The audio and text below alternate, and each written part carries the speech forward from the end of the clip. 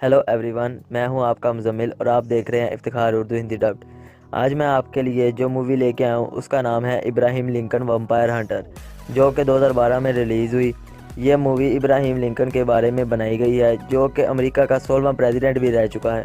अगर आप अब चैनल पे नए आए हैं तो बराए मेहरबानी चैनल को सब्सक्राइब करें और बेल आइकन को दबाएं। तो शुरू करते हैं मूवी की कहानी।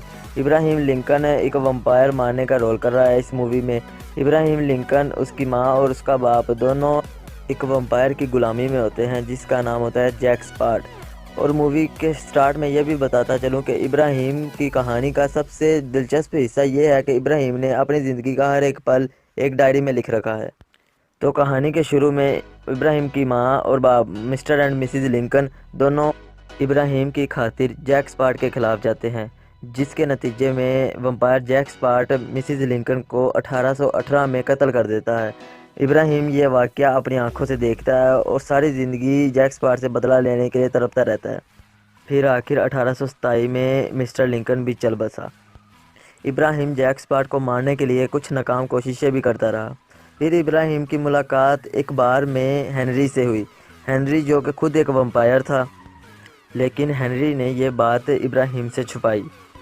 हेनरी ने इब्राहिम को लड़ने के काफ़ी तरीके भी बताए और एक राज भी बताया कि वम्पायर सिर्फ सिल्वर के औजार से ही मर सकते हैं, जिसके बदले में हेनरी ने एक शर्त रखी कि वो सारे वम्पायरों को मारने में हेनरी की मदद करेगा, और इब्राहिम ने खुशी खुशी ये शर्त मान ली।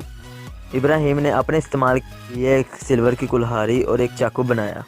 1837 में इब्राहिम स्प्रिंगफील्ड गया और मिस्टर स्पीड की दुकान पर काम करना शुरू कर दिया। हेनरी रोज़ इब्राहिम को एक ख़त लिखता था। ख़त में एक नए वम्पायर की मालूमात होती थी।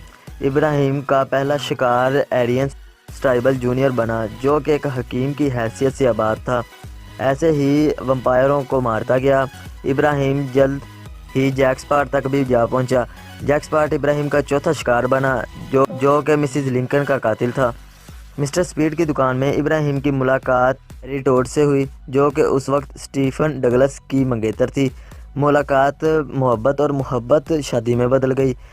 इब्राहिम लिंकन वकालत कर रहा था, जिसके बायस उसमें काफ़ी जज्बा था, और उसने मिस्टर स्पीड की दुकान के सामने आवाम को इकट्ठा किया और एक छोटी सी स्पीच दी, जो कि सेनेटर लोलन ने भी सुनी, और उसने इब्राहिम लिंकन को सियासत में आने का मशवरा दिया। अब एक तरफ तो इब्राहिम प्रेसिडेंट बनने जा रहा था और दूसरी तरफ आदम, जो कि वम्पायरों का सरबराह था, और उसकी बहन विटोमा। उनको जैक स्पार्ट की लाश के पास इब्राहिम की एक घड़ी मिली जिस पर इब्राहिम का नाम लिखा हुआ था। अब वो इब्राहिम को ढूंढना शुरू कर देते हैं और इब्राहिम के से बदला लेने के लिए हरदम तैयार रहता। अब इब्राहिम लिंकन प्रेसिडेंट बन चुका था। इब्राहिम लिंकन ने अमेरिका को आज़ादी दिलाने के लिए जंग शुरू कर दी। जंग में इब्राहिम की फ़ौज दिन ब दिन कम हो रही थी, क्योंकि वम्पायर की ताकत इंसान के निस्बत काफ़ी ज़्यादा होती है। जंग के दौरान विटोमा ने वाइट हाउस में घुसकर विली, जो कि इब्राहिम लिंकन का बेटा था, उसको मारने के इरादे से घुसी और मारने में कामयाब होकर फरार हो गई। और इब्राहिम की घड़ी, जो कि जैक स्पार्ट के पास से मिली थी, वो विली के पास छोड़ गई।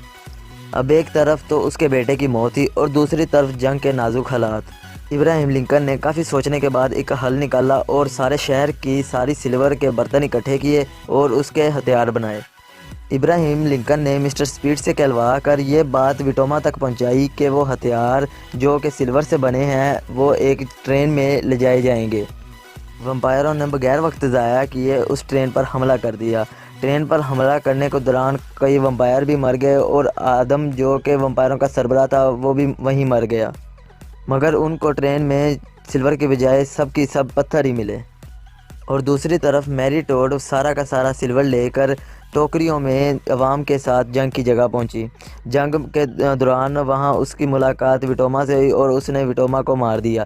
उसने सारा का सारा सिल्वर अवाम तक पहुंचाया और उन्होंने आगे सिपाहियों तक पहुंचाया, जिसके बायस वो जंग आसानी से जीत गए और अमेरिका आज़ाद हो गया।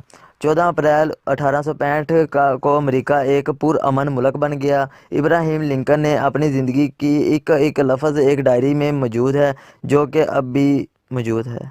और इसी के साथ ये कहानी ख़त्म होती है। ऐसी नई नई कहानियों के लिए हमारे साथ जुड़े रहिए और इफ्तिखार उर्दू हिंदी डब्ड को सब्सक्राइब